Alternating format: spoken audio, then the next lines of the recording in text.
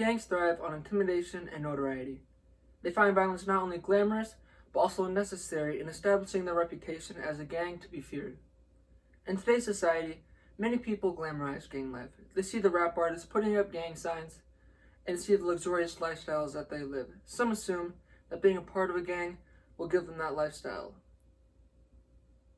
According to Barnhart Dictionary, the definition of a gang is a group engaged in some improper, unlawful, or criminal activity.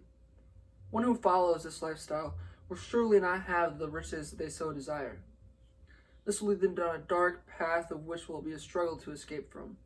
Gangs are a detriment to society, they are reckless, and do not abide by the law.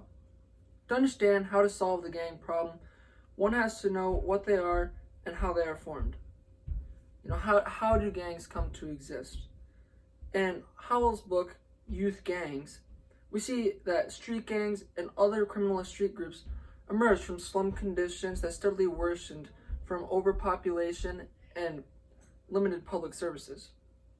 One can see that gangs are formed by bad upbringings and bad neighborhoods.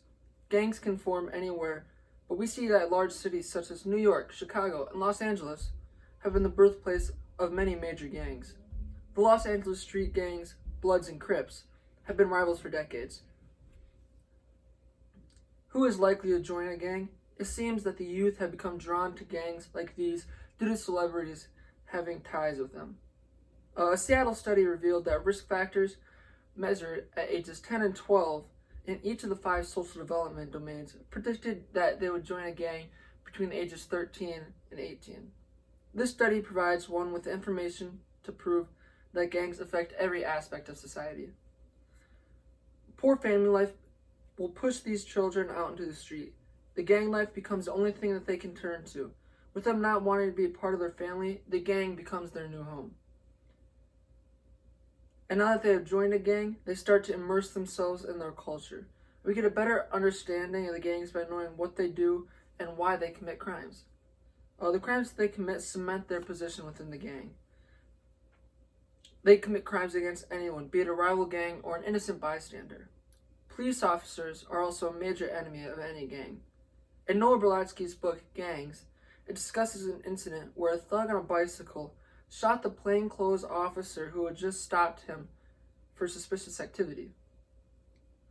Disputes between rival gangs happen on a daily basis. Members will seek out homes, vehicles, and hangouts of a rival gang and use an assortment of weapons. They'll drive by and shoot members of that gang. This is all according to the LAPD. It is this gang-on-gang violence that will make being a part of one so dangerous. Most all gang members carry guns, and it's almost like a militia. The guns that they buy are almost always illegal. This is a major problem because if a gun is found at a crime scene, they will not be able to trace it back to who owns it.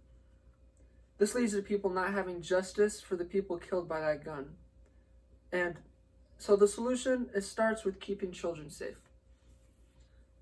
With everyone going against someone, how can one break the loop and stop people from joining gangs? From what one can tell, almost all gang members are inducted into their teens. This is backed by one of the most notorious gangs, the Crips. The Crips were formed at Washington High School in South Los Angeles during the 1960s, according to Barden's Gangs. The teen years are an important part of a person's life. They become an independent person, finding who they are and creating new connections that they did not previously have. Teens are also very impressionable. They will be convinced of anything if it affects them at the right stage of their life. And if teens have a bad situation at home, they will spend their time elsewhere, sometimes spending it on the streets. And sometimes that means being exposed to things they would not normally see if they were protected from it. They are ultimately sucked into a gang as they have lost their family at home and found a new one on the streets. But there is a solution, and all comes down to family.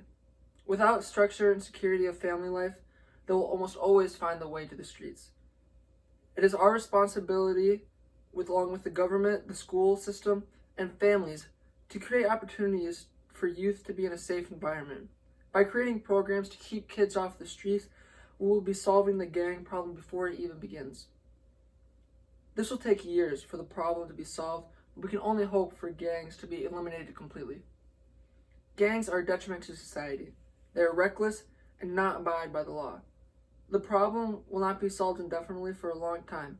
With crime being glamorized, convincing youth to look past it will be a struggle. One cannot expect to reduce gang activity by importing a blueprint service. The solution comes from home. It's about keeping the children safe and off the streets.